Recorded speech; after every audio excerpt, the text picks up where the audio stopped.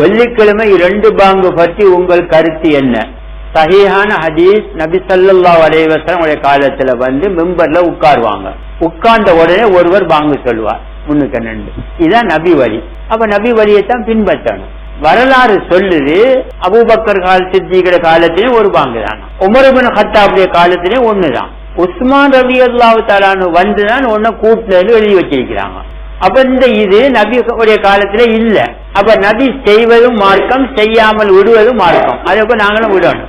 அப்ப செஞ்சிருக்கிறாங்களே அவங்க மதுஹபெல்லாம் சொல்றாங்க இது இஜ்மாஉ ஸஹாபா மார்க்கம். அப்போ பிஜி சொல்றாரு அந்த பாங்கு சொன்னவங்க எல்லாம் நரகம். நாம சொல்றது அப்படி இல்ல, சத்தியான விஷயத்தை கொடுக்கிறோம். இது உஸ்மான் ரலியல்லாஹு அன்ஹு ஒரு காலமும் பாங்க கூட்ட மாட்டாங்க. நபி வழியில அவங்க நிற்பாங்க, நேர் வழி நின்ற கலீஃபா. அப்ப எழுதப்பட்டிருக்கிற இந்த மாதிரி எவ்வளவு விஷயம் எழுதப்பட்டு, அவங்க இவங்களை கொண்டாங்க, இவங்க அவங்களை கொண்டாங்க, 70 விட்டுப்பட்டார்கள், எல்லாம் உண்மையா நம்ப கூட. அந்த மாதிரி இனி விட்டுற வேண்டிய சில கிதாபுகளை எழுதுறாங்க.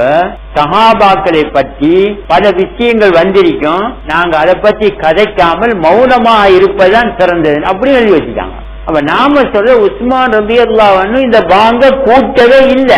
அப்ப யாரு கூட்டினது யாருக்கும் தெரியும். அதே நேரத்தில் இன்னொரு இடத்துல எழுதிக்காங்க முஆவியா கூட்டினாங்க இப்படியும் இருக்கு. இன்னொரு இடத்துல சிலவங்க சொன்னா இது பாங்கில சந்தையில போய் சும்மா சட்டம் போட வெள்ளிக்கிழமை வெள்ளிக்கிழமை வெள்ளிக்கிழமை அது யோமல் ஜும்ஆ அப்படின்னு சொன்னதான். என்ன இப்படி இருக்குது, இப்படி குளறுபடிகள் இருக்குது. நாம மார்க்கம் குர்ஆன் ஹதீஸோடு நின்று கொள்ளணும். ஒரு பாங்கு தான் மார்க்கம். அதே நேரத்துல குர்ஆன் ஹதீஸ்ல இல்லாதத மார்க்கமாக்குறாங்க. இன்றைக்கு எங்கேயாவது ஒரு பாங்கு சொன்னா அடி உளம். ஆனா நபி ஸல்லல்லாஹு அலைஹி வஸல்லம் ரமலான்ல தஹஜ்ஜத்துக்கு பாங்கு எங்க புகாரி ஹதீஸ் சொல்ல மாட்டேங்கிறாங்க. பாத்தீங்களா? அப்ப எதுல முஹப்பத்து கூட? குர்ஆன் ஹதீஸ் அல்லாது. முஸ்லிம்களுக்கு குர்ஆன் ஹதீஸ் தான் முஹப்பத். நாங்க சொல்றோம் அந்த பாங்கு